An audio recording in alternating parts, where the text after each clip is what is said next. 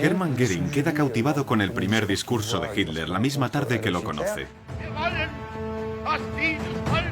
Albert Göring le dice a su hermano Hermann: si sigues a ese cabrón de Hitler, acabarás mal. A mi padre no le gustaba que Hermann Göring se metiera con Hitler. Albert Göring jamás hizo el saludo nazi. Mi padre sí era de ayudar a mucha gente y tenía muchas personas que podían necesitar esa ayuda. Albert ayudó de diferentes formas a las víctimas del nazismo, a judíos, checoslovacos. Sacaba las hojas ahí del escritorio de mi tío, falsificaba la firma de Hermann. Aquello llama la atención de la Gestapo, que comienza a sospechar de él. Desde el cuartel general de la Gestapo se ordena que sea abatido inmediatamente.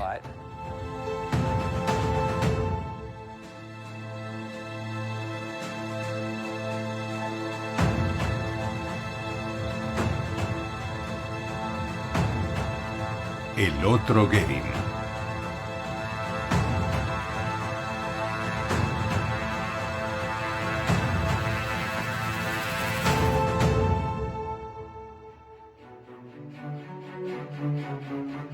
Heinrich Göring, el padre de los hermanos Göring, nació en 1838.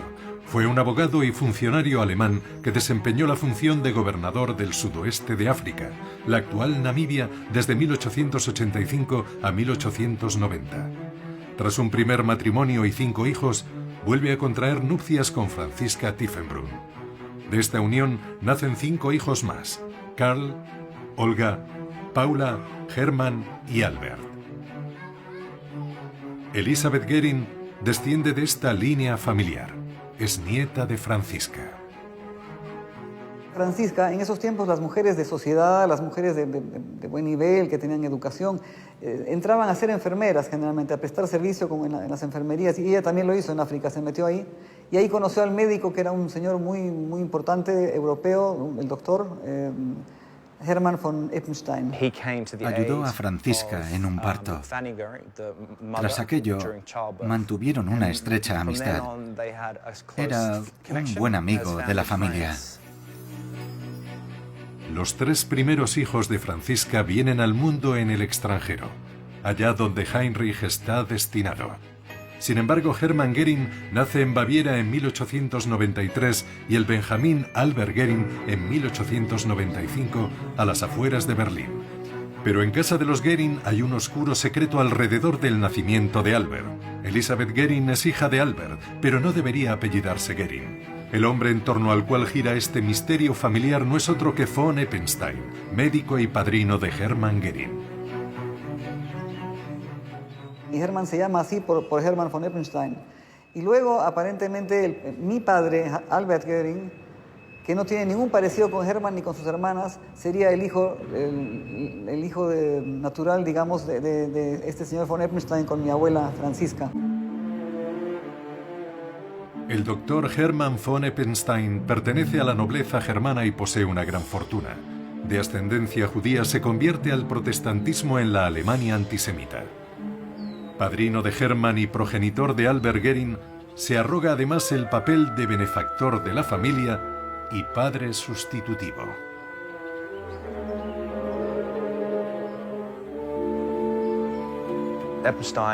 Von Eppenstein se convierte en el protector de la familia.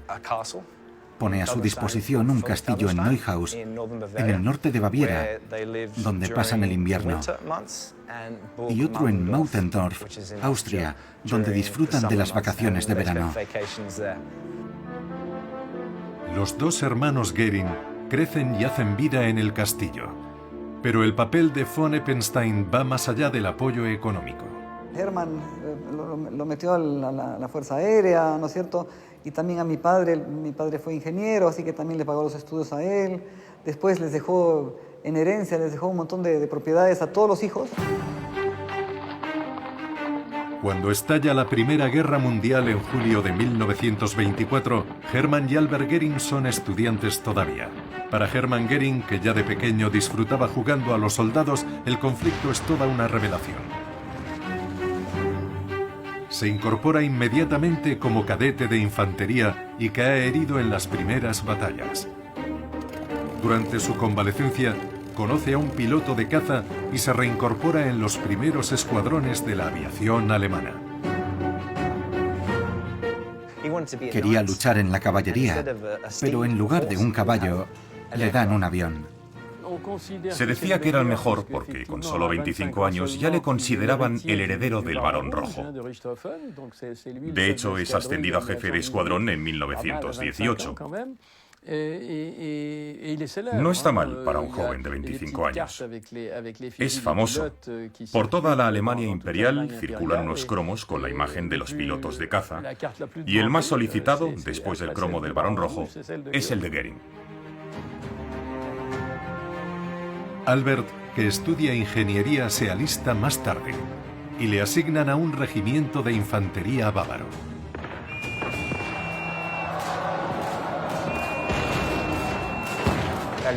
Albert lucha en el ejército de tierra, en comunicaciones. Está en las trincheras donde conoce el horror de la guerra. Allí se lucha por unos pocos metros de terreno que se pierden días u horas más tarde con un gran coste en vidas. Albert conoce todo aquello de primera mano. Incluso le hieren 3 veces durante la guerra. De hecho, el fin de la contienda le sorprende en la cama de un hospital. Los dos hermanos viven experiencias radicalmente distintas durante la guerra. Es el primer punto de ruptura entre Hermann, el piloto de la Cruz de Hierro, y Albert, el soldado raso. Uno tiene una idea, una visión casi entusiasta de la guerra, es el caso de Hermann, y el otro, Albert, todo lo contrario. La suya fue una experiencia traumática y siente un gran alivio cuando se firma el armisticio. De hecho, se convierte en un pacifista convencido. Licenciado y aliviado tras la derrota alemana, Albert retoma sus estudios. Regresa a la Universidad Técnica de Múnich, donde se especializa en ingeniería mecánica. Múnich se encuentra sumida en una gran agitación política. Enseguida Hermann, el hermano mayor de Albert, se une a diferentes movimientos extremistas de exmilitares frustrados con la conducta del alto mando y los políticos alemanes. Estos desencantados intentan dar un golpe de Estado. Pero fracasan. Hermann huye de Alemania a toda prisa y se refugia en Suecia. Se marcha a Suecia y luego pasa a Dinamarca. Allí es piloto de acrobacias, preparador de futuros pilotos civiles, transporta correo, lleva incluso a pasajeros. Pero se aburre. De vez en cuando pilota un hidroavión que cubre el trayecto Dinamarca-Suecia y luego Suecia-Alemania. Y a veces no puede resistir la tentación de hacer picados, con pasajeros a bordo incluso, provocando el pánico entre ellos. Así que al final lo despiden. En Suecia, Hermann Göring hace amistad con un tal Ludwig Mannerfeld. Una tarde de 1920, Hermann acude con su amigo Ludwig a una fiesta en el castillo de Rockelstad, a unos kilómetros al norte de Estocolmo. Allí conoce a Karin Fock. En 1922, Hermann regresa a Alemania con Karin y la familia se reúne al completo en Baviera. Los dos hermanos todavía están unidos y comparten con sus hermanas la pena por la muerte de su madre Francisca. Durante toda esta época, establece relaciones muy importantes. Se casa con Karin, su primera esposa, y a la boda asiste su hermano Albert. Luego viven la muerte de su madre, de modo que se ven de nuevo. Organizan juntos las exequias. Poco después, Hermann vuelve a las andadas. Alemania está sumida en una fuerte crisis económica y una preocupante agitación política. Cuando regresa a Alemania en 1922 no sabe a qué dedicarse. Estudia economía y ciencias políticas en la Universidad de Múnich, pero en realidad la teoría no le interesa. Él es un hombre de acción. Es entonces cuando Hermann Göring conoce a un personaje que será decisivo en su vida. Una tarde de 1922 acude a una cervecería de Múnich donde un joven cabo bastante popular da un discurso ante una entusiasta multitud. Se trata de Adolf Hitler. Los dos hombres congenian de inmediato. Es toda una revelación comprobar que hay jóvenes que piensan como él, que el Tratado de Versalles es una infamia, que Alemania jamás debió perder la guerra y que si se produjo la derrota fue por la traición del Estado Mayor. Y aquella tarde Hermann Göring por primera vez escucha cómo alguien más dice eso mismo con vehemencia y pasión. Su compromiso con el nazismo nace de la idea de venganza, de orgullo nacional. No tiene que ver con el antisemitismo. En eso se diferencia de otros altos dignatarios y mandos nazis como Himmler o Goebbels, para los que el antisemitismo es la causa principal de su adhesión al nazismo. Albert intenta razonar con su hermano. Hitler es peligroso. Una opinión compartida por el resto de la familia. O sea, a mi padre no le gustaba que Hermann Göring se metiera con Hitler. O sea, desde un principio él estaba contra eso. Desde un principio se burlaba de él. Albert Göring le dice muy claro a su hermano que si sigue a ese cabrón de Hitler, es la expresión que utiliza, solo conseguirá empeorar las cosas. Le dice que acabará mal.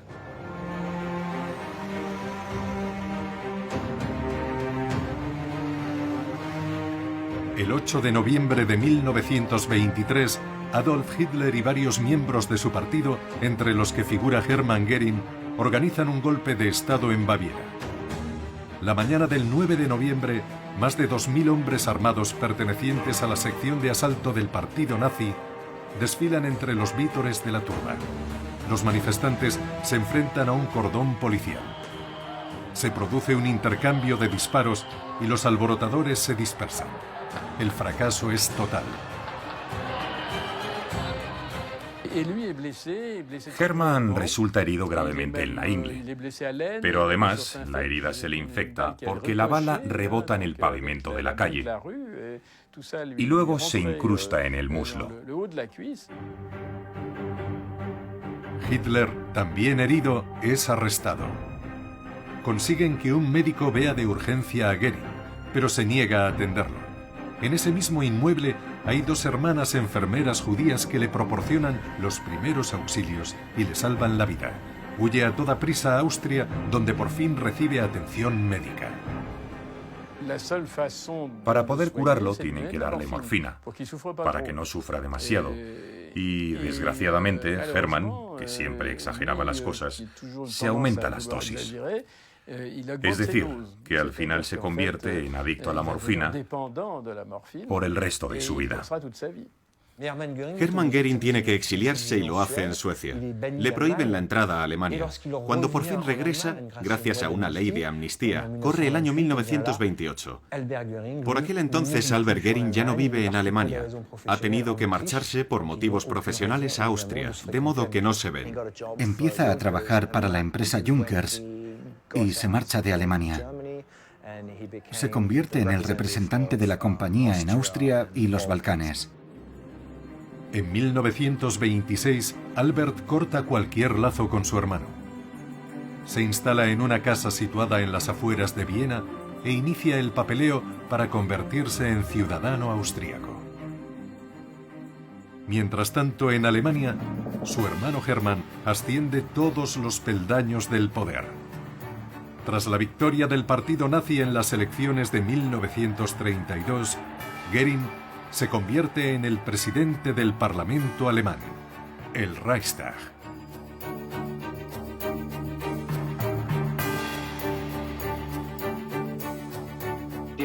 La libertad del país, el honor del pueblo y la seguridad de la patria serán las líneas directrices de mis actos.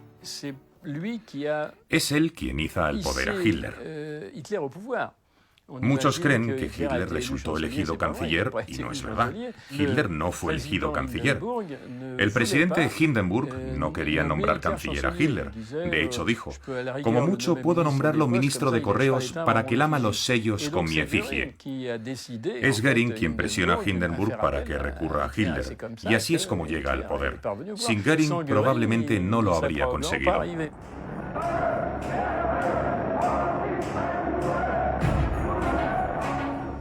En febrero de 1933, Hermann Göring es ministro del Interior de Prusia cuando las secciones de asalto del partido nazi atacan a numerosos opositores.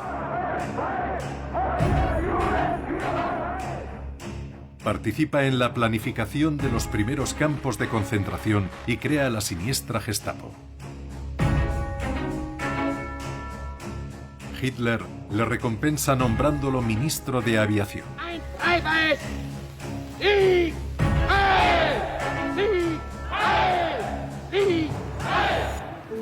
Por otro lado, su hermano Albert encuentra por fin el trabajo de sus sueños, más a tono con sus aspiraciones. Descubre un nuevo horizonte profesional en una compañía cinematográfica muy importante en aquella época, Dobby Sasha, donde comenzará a trabajar, no como director de cine, sino como ingeniero. Su cargo es más bien logístico, administrativo.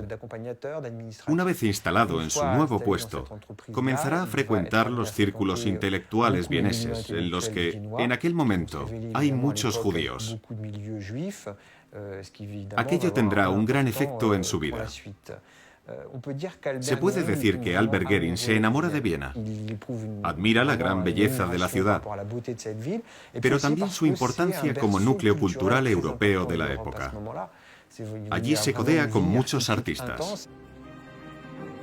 Albert entra en contacto con los creadores y directores más importantes del país. En Dobby Sasha conoce al director Ernst Neubach, con el que entabla amistad. Conoció a Albert Göring durante el rodaje de la película Millonario. Estaba en Viena, en los estudios Dobby Sasha. En aquella época, Albert Göring era el director de los estudios. Toda la industria cinematográfica lo conocía. Todos sabían quién era Albert Göring y todo el mundo se sorprendía de que trabajara en el cine y no con su hermano. Su apellido provocaba cierta inquietud.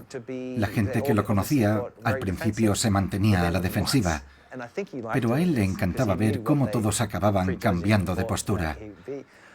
Por ejemplo, Ernst Neubach dijo que no quería trabajar con él porque no quería tener nada que ver con el hermano de Hermann Göring. Pero Albert rompía el hielo con alguna broma chiste. Decía, por ejemplo, me meo en Hitler, me meo en el régimen nazi. Y la gente se relajaba un poco. A los que seguían desconfiando, acababa ganándoselos poco a poco. Está casado, pero Albert Göring es un seductor. En Viena encadena un romance tras otro. Albert tiene una vida sentimental muy agitada, complicada. Se casa en 4 ocasiones, se divorcia en 3. Tiene cierto aire de dandy, un toque seductor que gusta a las mujeres. No se oculta y tampoco tiene muchos escrúpulos. Cuando ve que una aventura toca a su fin, comienza otra. Karin, la primera mujer de Hermann, muere en 1931. A finales de 1934 conoce en Berlín a Emmy, una actriz de teatro. La celebración de su boda fue todo un acontecimiento. Adolf Hitler actúa como testigo y asisten toda la familia de Göring y una multitud enloquecida. Hacía 12 años que Hermann y su hermano no se veían.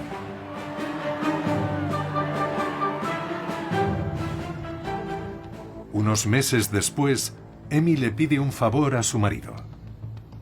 Una de sus amigas, Jenny Porten, tiene problemas con Joseph Goebbels, el superministro de propaganda del Reich. Henny Porten era una actriz alemana, una vedette del cine alemán de los años 20, que llegó a trabajar con Lubitsch. Su problema, entre comillas, era que estaba casada con un judío. Goebbels, que controla toda la industria de la cultura en el país, le ordena que se divorcie de él o no volverá a trabajar nunca más. Entonces vino a pedirle a Emmy la ayuda de su esposo, de mi tío Hermann, para poderlo sacar de Alemania. Pero él dijo, yo no lo puedo hacer porque si se descubre de que yo estoy ayudando a judíos, pues vamos a terminar mal. Pero tengo quien lo haga. Y entonces él llamó a mi padre. Albert se encarga de conseguirle un contrato de trabajo en Austria, lejos de la censura nazi. Así estará fuera de peligro. ¿Por qué uno de los hombres más peligrosos y despiadados del régimen nazi ayuda a un judío? ¿Cómo se explica esta contradicción? Resulta bastante sorprendente, es curioso, pero una de las claves para comprender la personalidad de Hermann Göring nos la dan los psiquiatras, porque ha sido objeto de 2 estudios psiquiátricos realizados con 15 años de diferencia, y ambos expertos llegan a la misma conclusión, y es bastante inquietante. Según estos estudios, Hermann es muy sentimental con sus seres queridos y absolutamente insensible con el resto.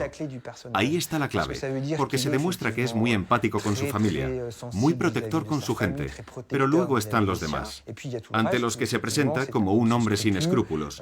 No le duelen prendas a la hora de eliminar, aplastar al enemigo, que en un principio eran los comunistas, y lo hace con ensañamiento y eficacia. Y luego, durante la guerra, no tendrá ningún problema en hacer lo que sea para ganar la batalla.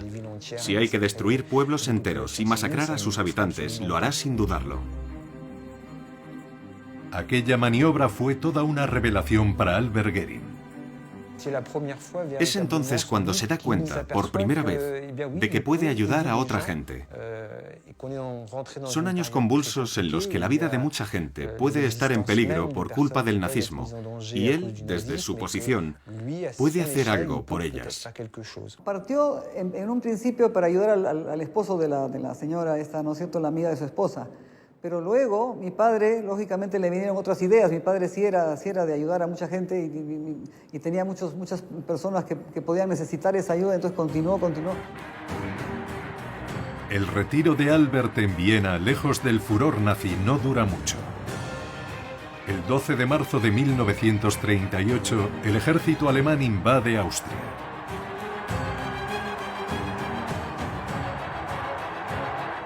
El Führer hace una entrada triunfal en la capital, acompañado por el mariscal del Reich, Göring.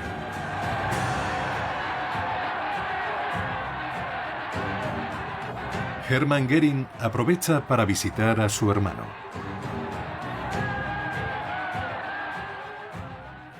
Se encuentran en Grinzing, en casa de Albert. Hermann está de muy buen humor y, según su hermana Olga, presente en aquella ocasión, le dice a su hermano que le pida lo que quiera, que se lo concederá. Albert aprovecha la ocasión.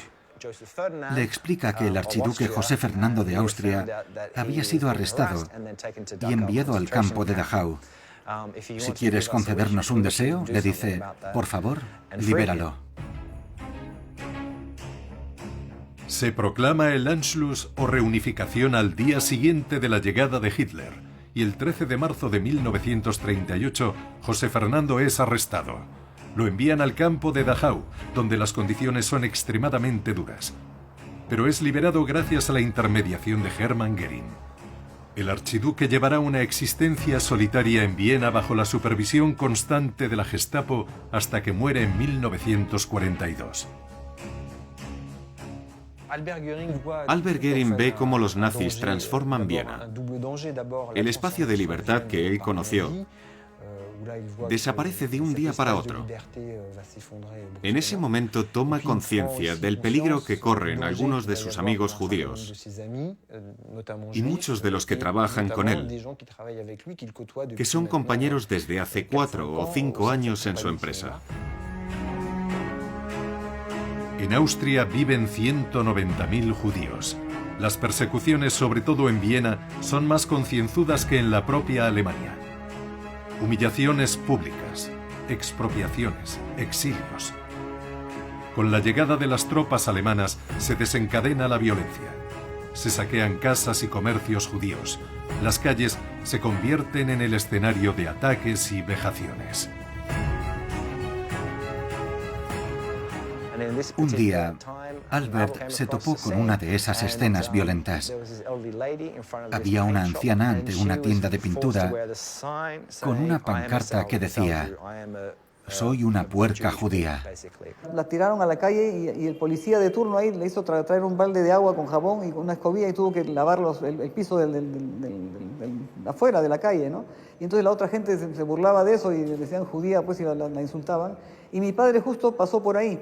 Entonces él vio y dijo: ¿qué está pasando? Entonces dijo: bueno, la mujer esta que tiene que, pues, limpiar las calles y no sé qué, ¿no? ¿Qué hace? Pues, o sea, que haga su trabajo. Y él se quitó el saco, se levantó las mangas, se arrodilló, le dijo al señor: usted no tiene que estar aquí, por favor váyase a su casa, ¿no es cierto? Y agarró él el balde y comenzó a él a refregar el piso. Y entonces vino, por supuesto, el policía, el Gestapo, el no sé quién estaba ahí a cargo, ¿no es cierto? Vino, dijo: ¿Usted qué se mete? ¿Usted quién es? Yo soy Göring, le dijo. Le detienen allí mismo. Es la primera vez que lo arrestan. Lo llevan a comisaría, pero gracias a su apellido y a sus contactos, lo sueltan enseguida, sin que su hermano tenga que intervenir. Los nazis alemanes y austríacos promulgan medidas contra los judíos a un ritmo endiablado. Y eso afecta a todos los sectores, también a los estudios Tobi Sasha, donde trabaja Albert Göring. Uno de los directores, Oskar Pilser, se convierte en objetivo de la Gestapo. La Gestapo irrumpe en su apartamento. Lo destrozan todo y detienen a Oskar Pilser delante de su hijo, Jörg. Lo encierran en una prisión vienesa. Albert se entera y consigue que lo suelten. Después lo acompaña hasta la frontera con Italia y se preocupa de que toda su familia consiga pasaportes y visados para encontrarse en París. En las listas de judíos que había que detener también figura el nombre de un amigo de Albert, el guionista y director Ernst Neubach. Sin embargo, logra salir discretamente de Viena. Mi padre pudo huir. Se marchó de Viena en 1938, durante la Noche de los Cristales Rotos, y se refugió en París.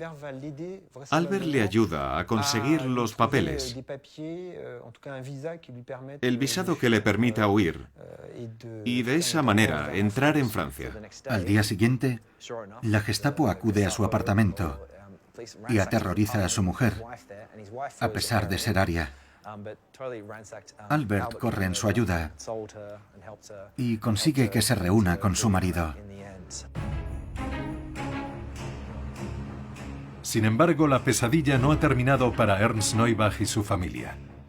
Cambia de identidad para eludir a los nazis que ya comienzan a perseguir a refugiados y judíos alemanes y austríacos en Francia. Se enrola en el ejército y se convierte en el ciudadano francés Ernest Neuville. Pero llegaron los nazis. Los alemanes invadieron Francia. Mi padre solo tenía dos posibilidades: apuntarse en la Legión extranjera o ir a un campo de detención. Junto con unos amigos, optó por la Legión y allí estuvo hasta el final de la guerra. También se detiene a políticos como por ejemplo el canciller austríaco Kurt Schuschnigg. Hitler quiere deshacerse de este hombre, pero Albert decide ayudarle y recurre una vez más a su hermano. Lo enviaron al campo de Sachsenhausen, pero sobrevive en unas condiciones ligeramente mejores que las de los presos normales. Lo alojaron en una casita apartada, con su mujer y su hijo. Los requerimientos de Albert son muy audaces, pero Hermann Göring se encuentra en el culmen de su poder y puede acceder a las peticiones de su hermano. Si Albert insiste en que intervenga para desbloquear una situación, Hermann lo hace. no por empatía hacia la gente a la que puedes salvar, sino por hacerle un favor a su hermano pequeño. Dejó muy claro a todo el mundo que como le tocaron un pelo a alguien de su familia o a alguno de sus protegidos, se las verían con él. Albert Goering sabe que está protegido, pero también se arriesga mucho. Sus iniciativas son personales. Solo acude a su hermano Hermann como último recurso o en caso de graves dificultades. Poco después de la Anschluss, Albert decide dejar Viena, la ciudad que tanto ama. Enseguida se da cuenta de que ya no puede trabajar en los estudios de cine, porque acabarán en manos de los nazis. Goebbels estará al mando. No hay ningún proyecto artístico que pueda interesar a Albert en estas condiciones. De modo que en 1939, cuando surge la oportunidad de trabajar para Škoda, decide aprovecharla y mudarse a Praga. Bruno Selecki era director de exportaciones de Škoda, una compañía checoslovaca que fabricaba trenes y munición, y que además acababa de integrarse en el imperio económico de Hermann Göring. De modo que sabía que no tenía nada que hacer. Albert pensó que quizá fuera bueno trabajar en un lugar así. Además, yo creo que aceptó el puesto con la idea de ayudar a la resistencia checa, que ya existía en aquellos momentos. Albert acepta la oferta y se marcha a Praga en junio, donde firma un contrato y se convierte en el nuevo director de exportaciones de Škoda. Acepta la oferta de Škoda y comienza una nueva vida en Praga, también bajo ocupación nazi desde 1938. Allí conoce a gente y cultiva nuevas amistades. Una de las primeras es la del doctor Josef Charbat. Mi padre conoció a Albert Goering cuando acudió a su consulta como paciente. No sé qué problema de salud tenía, pero mi abuelo lo trató. Y a partir de entonces, poco a poco, su amistad fue a más. Pronto el terror se adueña de Praga y el resto de Checoslovaquia. Los nazis se hacen con los servicios de inteligencia del país. No tardaron en arrebatarnos todas las libertades, la libertad de prensa, de reunión. Cerraron las universidades, detuvieron a muchos estudiantes y aquellos que se resistían acababan en campos de concentración. Eso es lo que le sucedió a mi abuelo, que como representante de la inteligencia de la época y jefe de la Federación de los Scouts, fue de los primeros en ser enviado al campo de Buchenwald. Albert se entera y es entonces cuando demuestra su gran habilidad como estratega. Escribe una carta con el membrete de Hermann Göring al comandante del campo de concentración de Buchenwald y le exige la liberación inmediata del doctor Josef Charbat, su médico personal. La firma solo con su apellido, Göring. Falsificaba la firma de Hermann, porque cuando él iba a la casa de él, ellos tenían una casa un coto de cacería en los Alpes, ¿no? Y ahí estaban generalmente invitados en ese lugar, entonces él se sacaba las hojas ahí del escritorio de mi tío, ¿no es cierto? Y ahí fabricaba eso me contó mi mamá, fabricaba los permisos de salida, digamos, ¿no? Y él falsificaba la firma del tío para que pudiera salir más gente. Eso hizo mi papá. Ahí sí mi tío ya no supo más de eso, ¿no? En las cartas que escribe con el membrete de su hermano, Albert llega a amenazar a varios oficiales con posibles represalias si no obedecen. Según Charbat, un buen día le sacan del campo de Buchenwald y lo dejan en el andén, a la espera del tren a Praga. Y allí se encuentra con otro hombre. Se presenta y le pregunta su nombre. Me llamo Josef Charbat, doctor Josef Charbat. Según parece, había dos doctores Josef Charbat en el mismo campo, y el comandante del campo, al no saber cuál era el protegido de Göring, decidió liberar a los dos.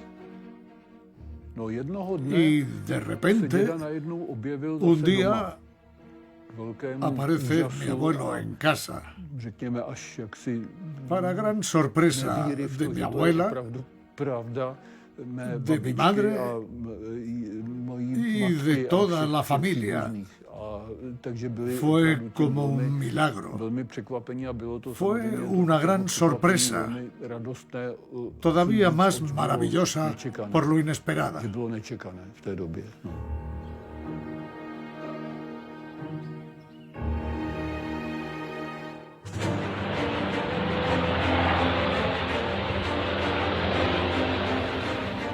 La guerra ahora es mundial.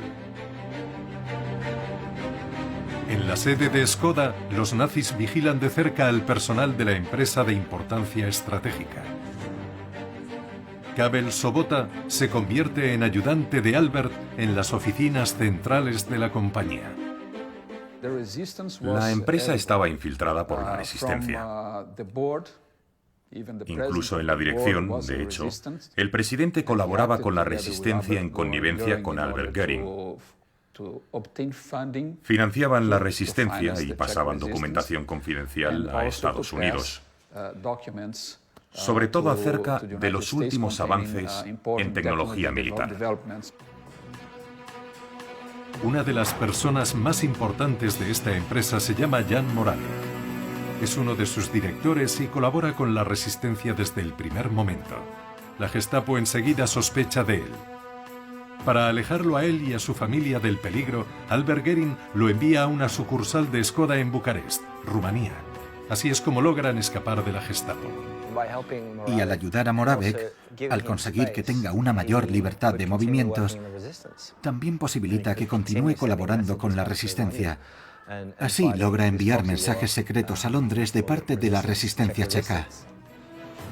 Dentro de la compañía, además de la dirección, los obreros sabotean gran parte del material de guerra destinado al ejército alemán. No respetan los plazos de entrega, cuelan granos de arena en la producción. Pasan cosas extrañas y se sabe que Albert Göring conoce los hechos e intenta taparlos. Hace la vista gorda, no lo denuncia. Pronto se gana el respeto del personal checo de Škoda. Albert Göring jamás hizo el saludo nazi. Nunca levantó el brazo para saludar y jamás respondió al saludo de Heil Hitler. Pero no hacía alarde de aquello. Él no quería publicidad ninguna.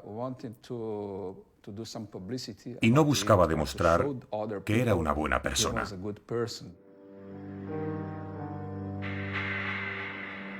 Por aquella época, en Mautendorf, Austria, el pueblo donde se criaron Hermann y Albert Göring, un amigo de la infancia sufre el acoso de los nazis austríacos.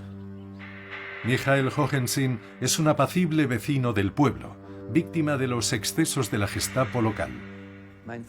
Antes de la guerra, mi padre era el típico austríaco que no sentía ninguna simpatía por el régimen alemán. Durante un corto periodo de tiempo fue jefe de la Heimwehr en Mautendorf, una organización cristiana con fines sociales.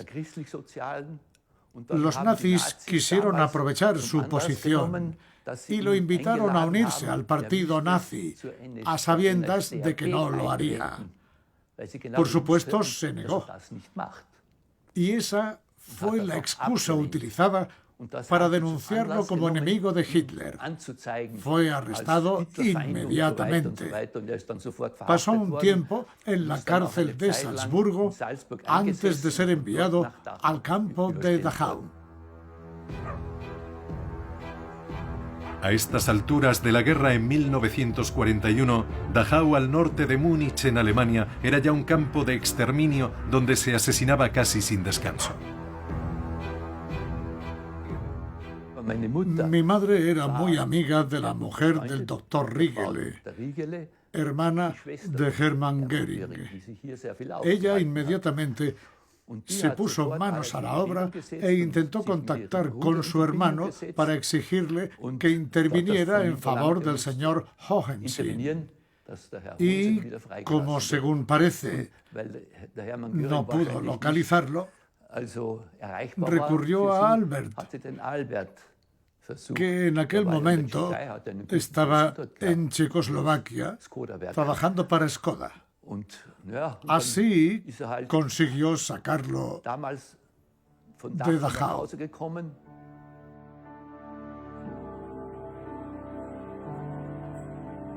Pero Albert va aún más lejos.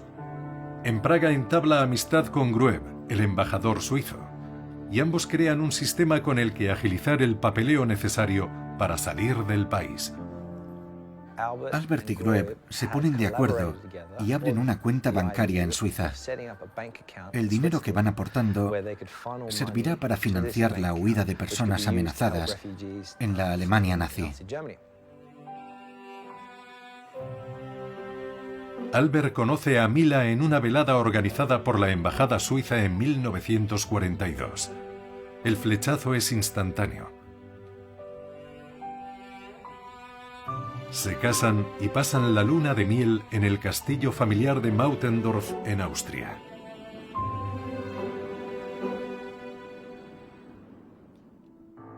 Unas semanas después, Albert recibe una petición de ayuda. Se trata de Franz Lehár, compositor y director de orquesta vienés, famoso en toda Europa. Es el autor de la opereta La viuda alegre, una de las favoritas de Hitler. La mujer del músico, Sophie Pakis, es judía y los nazis amenazan con enviarla a un campo de concentración. Albert viaja a toda prisa a Berlín, donde pide ver a su hermano.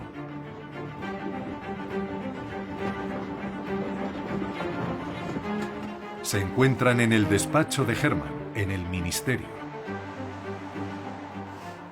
Albert le cuenta la historia, lo que ocurre con Franz Lehár, y le pregunta cómo puede pasar algo así con el compositor favorito de Hitler. Así es como funcionaba Albert. Sabía que no podía pedir ayuda sin más. Tenía que encontrar un argumento de peso. Solía apelar al ego de su hermano. Le preguntaba cómo un hombre tan poderoso como él permitía que ocurriera tal o cual cosa bajo su mando. ¿Qué ocurre al final? Que Hermann Göring le dice a su hermano que exponga el caso ante Joseph Goebbels. El encuentro va bien y dan con una solución. Obtiene un certificado de pureza de raza, por así decirlo. Un papel que demuestra que la mujer del músico es de origen ario y no judío. De esta forma está protegida. Al menos mientras sea la mujer de Franz Lehár, no tiene nada que temer. Para darle las gracias a Albert, Franz Lehár compone una pieza musical en su honor y le invita a Budapest a escucharla. Mila y Albert se sientan en primera fila, justo detrás del director de orquesta Franz Lehár. Esta es la única filmación en la que aparece Albert Göring.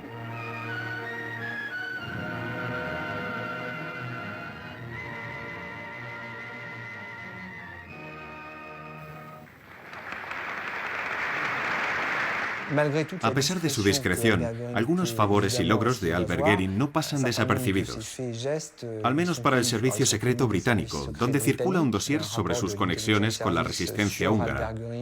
Aquello, por supuesto, alerta a la Gestapo, que cada vez se fía menos de él. De hecho, se realizan varios informes sobre Albert Göring, el último extremadamente amenazador, donde se le trata de gángster.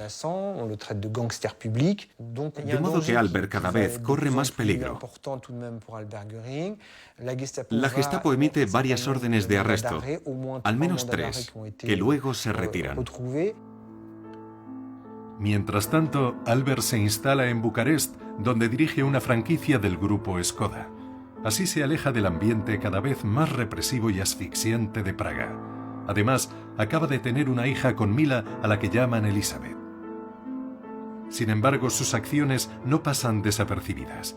Albert está sometido a una estricta vigilancia. En el verano de 1944, la situación es muy preocupante.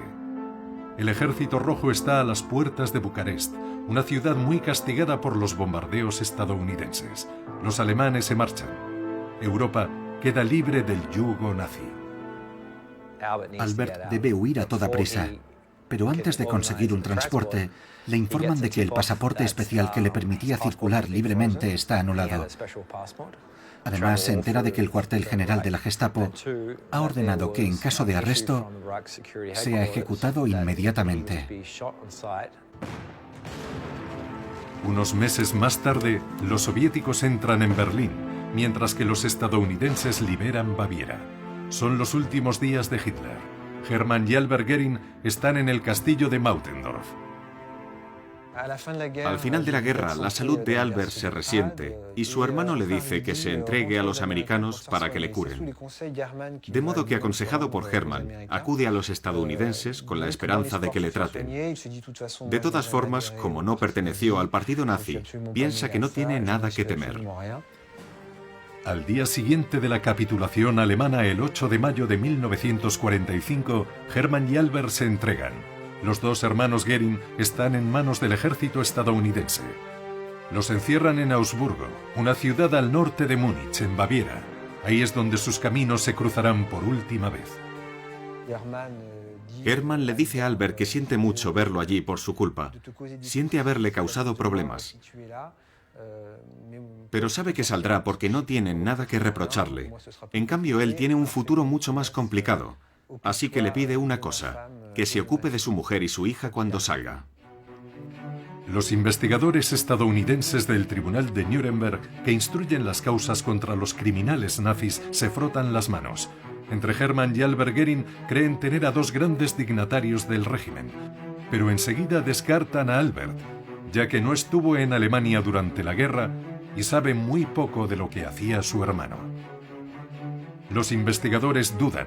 Albert entiende que debe tomar las riendas de su defensa. Y entonces él hizo ahí una lista y habló de que el hermano había ayudado pues, a escapar a las personas, que había firmado los salvoconductos más conocidos, más, ¿no? Como la esposa del señor Lehár y como tantos otros ahí, ¿no? Aquella lista contiene 34 nombres. Son los que recuerda, los más conocidos y sobre todo aquellos cuya dirección conoce. Entrega dicha lista a los investigadores y unos días más tarde es nuevamente interrogado por un oficial estadounidense. Entonces, cuando mi padre le explicó que entre tantas personas que él había sacado estaba también la señora Sofía de Lehár, él dijo, bueno, este hombre está diciendo la verdad porque yo conozco esto. La señora Sofía es mi tía y ella nos contó que el hermano de Hermann Göring es el que la había sacado. Así que el oficial cree lo que le cuenta Albert Göring y envía un informe en el que recomienda que aquel hombre sea liberado, que no debe estar en prisión. Pero el destino no ha dicho su última palabra. Los estadounidenses se lavan las manos y lo extraditan a Checoslovaquia. Allí, en plena desnazificación, las nuevas autoridades lo quieren juzgar por su trabajo en Skoda en los años que sirvió a la máquina de guerra alemana. Le acusan de complicidad con el enemigo y por lo tanto su vida está de nuevo en grave peligro. Mi padre escribe a Eduard Beneš, que era presidente de Checoslovaquia en aquella época. Le envía una larga carta pidiendo que exculpe a Albert Göring y que lo libere a cuenta del gran número de personas que ayudó. Algunos miembros de la resistencia checa, como Moravec, numerosos obreros de la fábrica de Skoda y familias a las que ayudó, prestan declaración en su favor. Finalmente es absuelto. Albert es libre pero está enfermo. Mientras tanto, Hermann Göring, declarado culpable por el Tribunal de Nuremberg y condenado a la horca, se suicida. Albert está deprimido, perdido. Mi mamá descubrió que él tenía pues un montón de amigas, él era muy prolífico en eso, y una secretaria de mi padre tenía mucha simpatía por mi mamá y le daba pena la situación, entonces le reveló esto. El matrimonio se separa en 1947 tras un doloroso proceso en el que Albert Göring lucha por la custodia de Elizabeth. Fracasa y lo vive como una doble pérdida. Mila decide abandonar Europa e instalarse en Lima, Perú, donde Elizabeth vive en la actualidad. Mi mamá siempre me ha obligado a escribirle. Mi mamá tuvo un mérito de que nunca habló mal de su esposo, sea lo que sea que le hizo a ella. Ella quería mantener la relación entre nosotros, entre padre e hija. quería crearla de alguna manera porque el padre nunca funcionó, o sea, nunca me escribió, nunca me contestó. Albert se convierte en un paria que subsiste en Baviera gracias a trabajos puntuales. La situación de Albert empeora. No consigue un trabajo estable. Su apellido es un impedimento.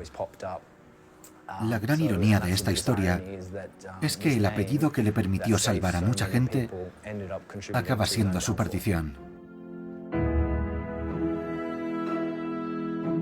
Albert Goering muere en 1966 sin ver de nuevo a su hija. Descansa junto a sus padres, hermanos y hermanas en el gran cementerio de Múnich. La lápida del panteón familiar fue retirada porque los descendientes no tienen dinero para pagar la concesión.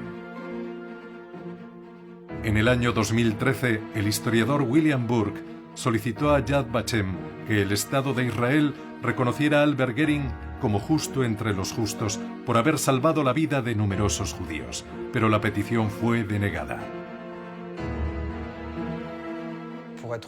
Para ser reconocido como justo entre los justos, es necesario haber salvado a judíos, pero arriesgando la vida, poniéndose uno en peligro. La duda está en si esta condición se puede aplicar a Albert Goering, y eso no está claro. Evidentemente hubo varias órdenes de arresto de la Gestapo, y Albert vivió momentos complicados, pero a pesar de todo, siempre gozó de la protección de su hermano. Siempre tuvo claro que su hermano lo salvaría. Ahí está el escollo principal. Sin embargo, la negativa no es firme debido a la gran cantidad de datos que hay que contrastar. Es más, Yad Vashem no ha cerrado el proceso. Pero tampoco cabe duda de que el apellido Goering no ayuda. En cuanto a su familia, Albert jamás respondió a las cartas y a los dibujos que le envió su hija. ¿Qué piensa ella? ¿Le ha perdonado? Digamos, siento que debo perdonarlo, que él se redime ante mi propia, digamos, actitud, digamos, ¿no? Porque veo que ha hecho cosas en favor de otras personas necesitadas en un momento muy duro, muy difícil, y él se atrevió a hacerlo, o sea, tenía valores, ¿no? Indudablemente que debo respetar. Ahora, que se haya olvidado de mí, bueno, pues, ¿qué voy a hacer?